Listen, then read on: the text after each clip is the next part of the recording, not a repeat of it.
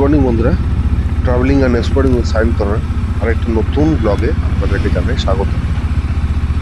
3 দিন তাওয়াংয়ে স্টে করার পর আজকে আমরা তাওয়াং থেকে রওনা দিচ্ছি শান্তি ভ্যালি যাওয়ার উদ্দেশ্যে। রাস্তায় পড়বে একটা ফেমাস ওয়াটারফলস, তার নাম হচ্ছে জাং ওয়াটারফল।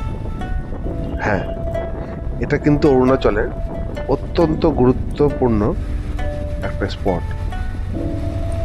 তাই সকাল সকাল বেরিয়ে পড়লাম। আজকেও লম্বা জার্নি আছে, মোটামুটি বলা যেতে পারে। এখান থেকে আপনার শান্তি ভ্যালি দেখাচ্ছে অ্যারাউন্ড 6 ঘন্টার কাছাকাছি। তো রাস্তায় পড়বে আমাদের ওই ওয়াটারফলটা, যেটা বললাম আপনাদেরকে, জাং ওয়াটারফলস। তো সেখানে কিছুটা টাইম পার করবো আর কি, দেখবো। তারপর রাস্তায় কোথাও লাঞ্চ করব, করে পথের মধ্যেই পড়বে হচ্ছে সেলা টানেল। এটা অনেক ভিডিওতে দেখেছি আগে, তো এটা দেখার জন্য একটু এক্সাইটমেন্ট আছে। তো যাই হোক, চলুন দেখা যাক আজকের ট্যুর কীরকম হয়। ওয়েদার তো চরম সুন্দর, দারুণ হয়েছে ওয়েদার, না ঠান্ডা না গরম। তাওয়াং থেকে বেরিয়েছি আর একটা পুরো ঝলমলে দিন দেখতে পাচ্ছেন আপনারা। তো বেশ আরামদায়ক রাইড হচ্ছে আজকে।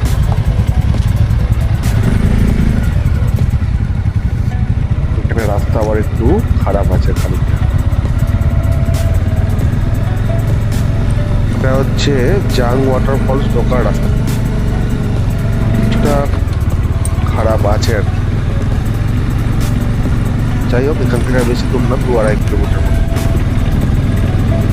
তো এখানে আবার দেখছি একটা চেকপোস্ট ঠিক না, হয়তো পার্কিং ফি বা এন্ট্রি ফি কিছু নেবে। হ্যাঁ, তো যাই হোক, 40 টাকা করে পার বাইক নিল আর কি। ঠিকই আছে, খুব রিজনেবল। এটা পার্কিং ফি বলা চলে। যাই হোক, আবার নিচে নামতে শুরু করেছি।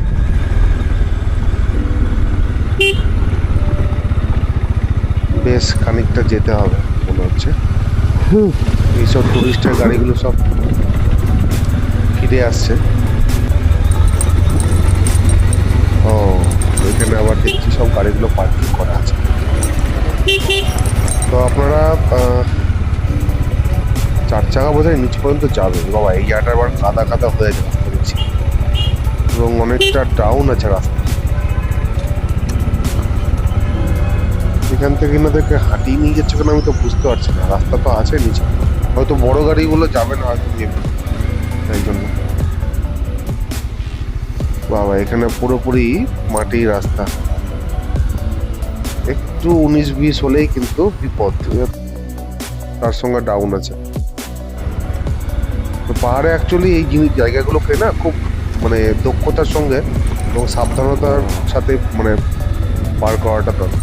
এগুলো জায়গাতে যদি কেউ তাড়াহুড়ো করে না, নির্ঘাত বিপদে পড়বে।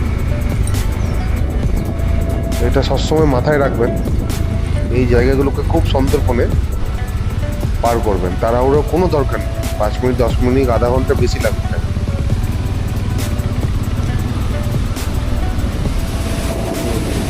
এখানে আবার একটা ঝর্ণা বয়ে যাচ্ছে।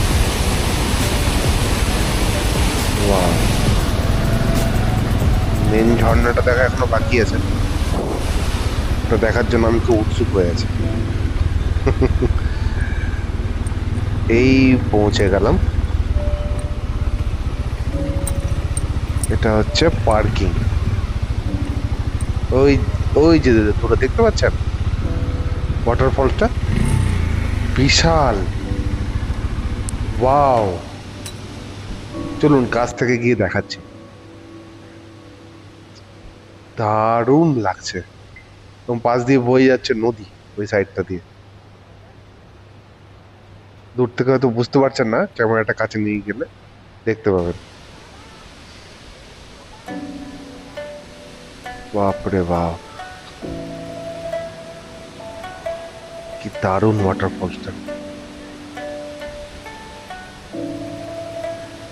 সত্যি অরুণাচল না এই মানে কম দিনে পুরোটা এক্সপ্লোর করা একেবারে অসম্ভব। জলের কালার দেখে না মনে হচ্ছে যে নদীতে গিয়ে একটু স্নান করে। এত সুন্দর লাগছে। প্রচুর টুরিস্ট, প্রচুর টুরিস্ট। এই জায়গাটা আগে অতটা ফেমাস ছিল না। ওই দেখুন আমার পেছনে ওয়াটারফলসটা, মানে যথেষ্ট দূরে কিন্তু আছে, ওখান থেকে ডিস্টেন্সটা আছে, তাও কিন্তু জলের ছিটা পুরো আসছে আমার ওয়াটারফলস, হাওয়াতে পুরো চারিদিকে ছিটকাচ্ছে জল। দেখেন ভালো মতো, ক্যামেরাতে কতখানি বোঝা যাচ্ছে আমি জানি না, কিন্তু রিয়েলে কিন্তু অনেকটাই বড়, বিশাল বড় এই ওয়াটারফল। ওই দিককার জল এসে মিশছে ওই নদীতে। কয়েকটা ছবিও তুলে নিলাম এর ফাঁকে। এই যে হচ্ছে নদীটা, ওই ওয়াটারফলের জলটা পুরো ডাইরেক্ট আসছে।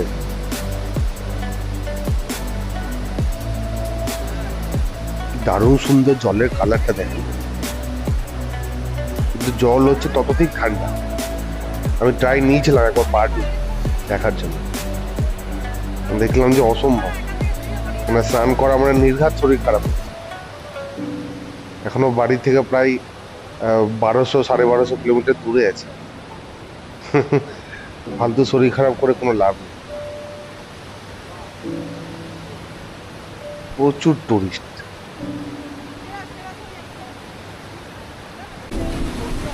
যেটা বলছিলাম, এই জায়গাটা কিন্তু আগে অতটা ফেমাস ছিল না।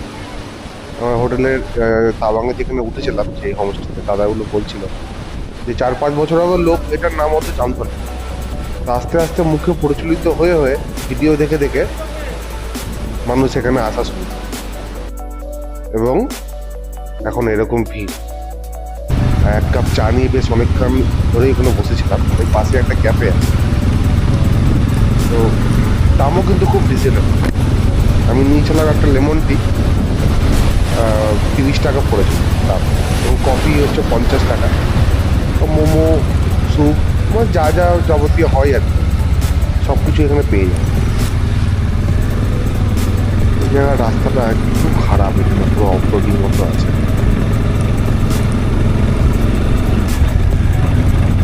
যাই হোক, এবার শান্তি ভ্যালি যাওয়া যাক।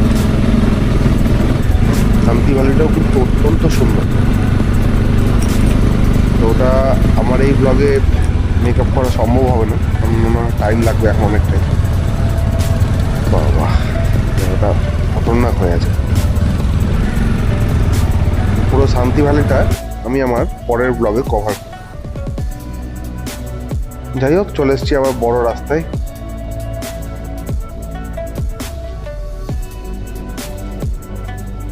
চারিদিকে রৌদ্র ঝলমল করছে, আর ছুটে চলেছি আমরা 3 বাইকার।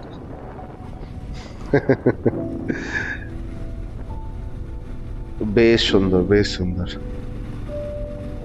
মন কিছুতেই চাইছে না এই জায়গাটা ছেড়ে যেতে, সত্যি কথা বলতে। দারুণ একটা অনুভূতি নিয়ে ফিরছি এখান থেকে। আর আমার ব্লগিং কেমন লাগছে অবশ্যই কিন্তু কমেন্ট করে জানাবেন। আমার কোনটা ভুল, কোনটা ত্রুটি অবশ্যই জানাবেন, তবে আমি সেগুলোকে সংশোধন করে নেব। যেহেতু আমার চ্যানেলটা খুব একটা পুরাতন না, জাস্ট নতুন খুলেছি, তাই অনেক রকম ভুল ত্রুটির সমস্যা কিন্তু থাকবে, আমি জানি। তা আপনারাই সেটা শুধরে দেবেন। আর চ্যানেলটাকে একটু সাবস্ক্রাইব করে নেবেন, কেননা আমি এরকম ঘোরার ভিডিও আপলোড করতে থাকি।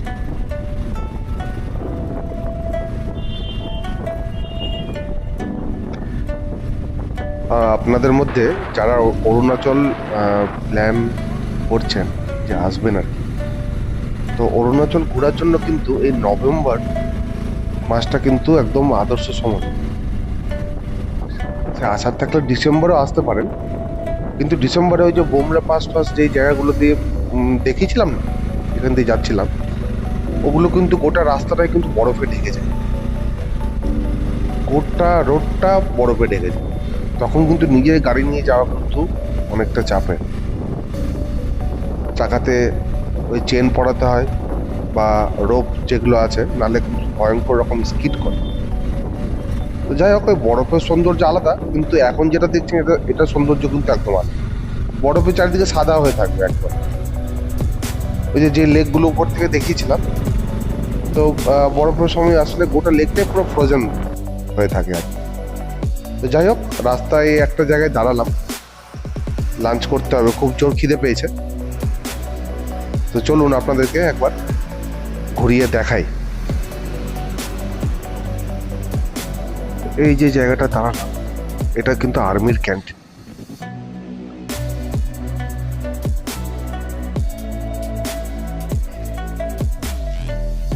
এই হচ্ছে ভেতরটা, পরিবেশ কিন্তু দারুণ। আশা করি খাওয়া দাওয়া ভালো পায়।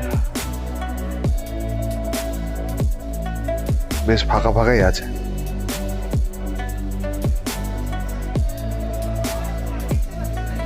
এখানে কি খাওয়া যায় এরা এখনো ডিসাইড করতে পারেনি। যাই হোক, চলে এসেছে আমাদের ধোসা, আর সাথে নিয়েছিলাম একটু জিলেপি একটা। তো টেস্ট ঠিকঠাকই আছে, মানে আপনারা যেরকম আর কি লোকালিটিতে খান ওরকম ধোসা তো না, ঠিকঠাক কাজ চলে যাবে। জিলেপিটা বেশ ভালো ছিল। যা খাওয়া দাওয়া হয়ে গেল, দামও খুব রিজনেবল। ধোসার দাম পড়লো 70 টাকা, আর জিলেপিটা বোধ হয় 20 টাকা করে নিল সব। যাক, আবার লম্বা জার্নি। নেক্সট হচ্ছে শিলা টানেলে বলে দাঁড়াবো, ছবি টবি তুলবো আর কি। এখান থেকে আর বেশি দূর না, শিলা টানেল প্রায় চলে এসেছি।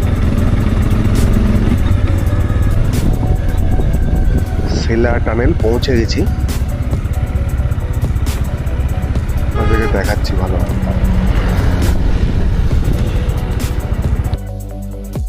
এখানে কিছুটা ছবিও তুলে নিই, কিছুটা বলতে কয়েকটা ফটোশ্যুট। ছবি টবি তোলা শেষ, এবার আবার ফেরার পালা। টানেলটা দেখেছেন? Wow, just wow.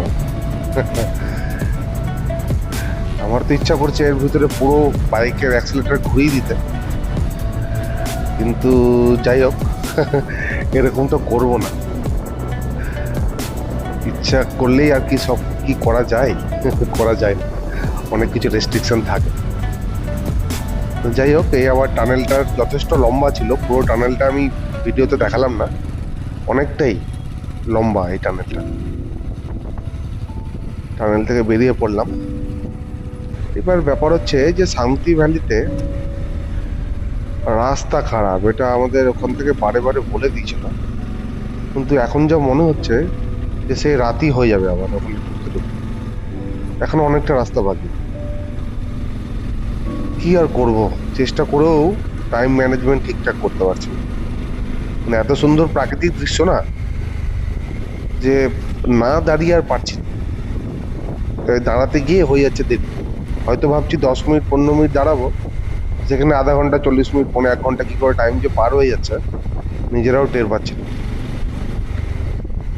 আর তার খেসারত দিতে হচ্ছে, সন্ধ্যা হয়ে যাচ্ছে। রাস্তা ভালো থাকলে তো চাপ নাই, এবার সবাই বলছে রাস্তা এখন অনেকটা খারাপ এবং অফ রোডিং আছে। তো যাই হোক, কিছু করার নাই, বাইকে যখন এসেছি তো এই চ্যালেঞ্জগুলো অ্যাকসেপ্ট করতেই হবে আমাদেরকে। এগুলো থেকে ভয় পেলে চলবে না। এই এখন আমরা কিন্তু দিরাং ঢুকছি, দিরাং থেকে 3-4 কিলোমিটার আগে রয়েছি। এবং এখানে হঠাৎ করে ওয়েদার মানে একেবারে কোনো ঠান্ডা নেই আর সেরকম। যে ঠান্ডা থেকে ব্যাক করলাম, আস্তে আস্তে গরম আবহাওয়ার সম্মুখীন হচ্ছে। পুরোপুরি গরম না, মানে ওই আর কি, কম্পেয়ার যদি করি তাহলে যথেষ্টই গরম।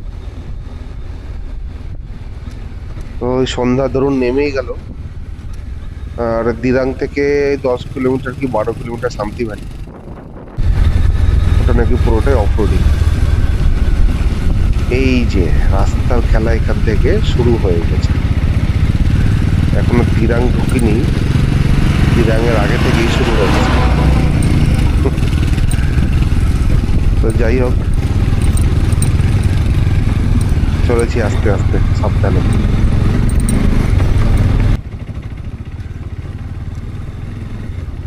হ্যাঁ, দিরাং পার করে দিয়েছি। ও দেখুন কেমন ঝুপ করে সন্ধ্যা নেমে গেল। পাহাড়ে এটাই মানে দেখছি জিনিসটা, মানে হঠাৎ করে সন্ধ্যা নেমে যাচ্ছে। কিছু বুঝতেও পারছি না। এই জায়গাগুলো যথেষ্ট সাবধানতা অবলম্বন করে পার করতে হচ্ছে। দেখতেই পাচ্ছেন রাস্তাই নেই, গোটাটাই ওর খবর রাস্তা, মানে পুরো মাটির রাস্তা। আর তার সাথে বস পাল্লা দিয়ে উঠছে ধুলো। একটা গাড়ি কি পাস হচ্ছে না হচ্ছে, পুরো ঢেকে যাচ্ছে ধুলো একবার।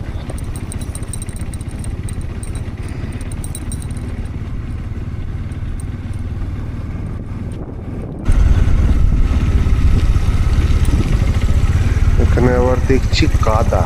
ও বাবা, চাকাও স্কিড করছে রীতিমতো। এখানে আবার জল কোথা থেকে গেলে বুঝতে পারছি না, বৃষ্টি তো নেই।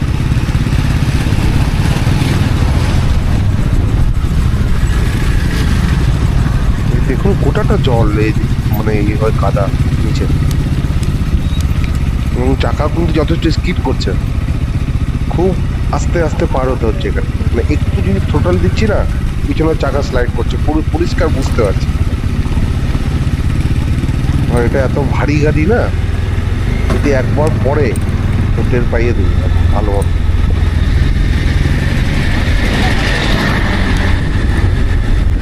রাস্তার মধ্যে কাজ চলছে, তাই জন্য এই অবস্থা। যাই হোক, আর ভালো রকম স্পিড করছে।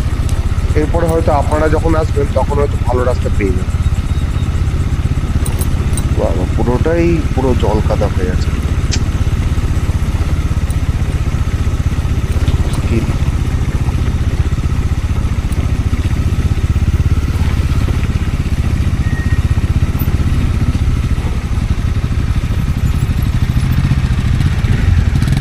ধীরে সুস্থে পার হতে হবে।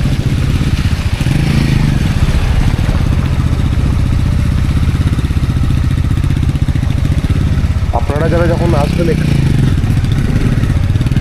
তখন আশা করি রাস্তা আবার ঠিক পাবেন। কারণ হয়তো রাস্তার কাজ চলছে এখন, তাই জন্য এরকম দুরবস্থা হয়ে আছে। এই হচ্ছে শান্তি ভ্যালি ওঠার রাস্তা, দেখুন যা অন্ধকারে কতটা বুঝতে পারতে চাই না, পুরো মাটি মাটি হয়ে আছে। চাকা পুরো স্লাইড হচ্ছে এখন, চাকা পুরো সরছে, পিছনের চাকা, এই চাকা পুরো মাটির একটা মনে হচ্ছে ঢিপিতে উঠলাম। এইরকম অবস্থা কেন আমি তো বুঝতে পারছি না। এখানে তো বৃষ্টি পড়লে, পড়ার পরে কেউ যদি আসেন তাহলে তো খেলা শেষ এখন, এখানে গাড়ি ভেসে যাবে পুরো। যা অবস্থা দেখছি না, এত সুন্দর একটা জায়গা। যাক, ফাইনালি পৌঁছে গেছি আমাদের যে রিসর্টটা বুক করা হয়েছিল। প্রচুর ধকল গেল এই 10-15 কিলোমিটার রাস্তাতে না, প্রচুর ধকল গেল। এই হচ্ছে বাইরে বাইকগুলো রাখা আছে। আর চলুন ওই রিসর্টের ভিতরটা একবার দেখাই আপনাদেরকে। যে পাশে এটা সোহমদের ঘর, আর এটা হচ্ছে আমাদের।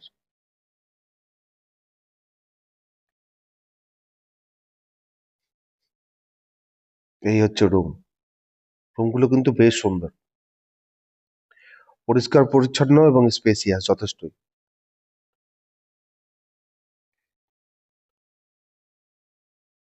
প্রচুর জায়গা। আর এদিকে হচ্ছে ওয়াশরুম। ওয়াশরুমটা একবারে neat and clean, geyser teaser সবকিছুই রয়েছে। ঠিক আছে, আজকের মতো ব্লগ এখানেই শেষ করলাম। এরপরের ব্লগে শান্তি ভ্যালিতে দেখাবো আপনাদেরকে।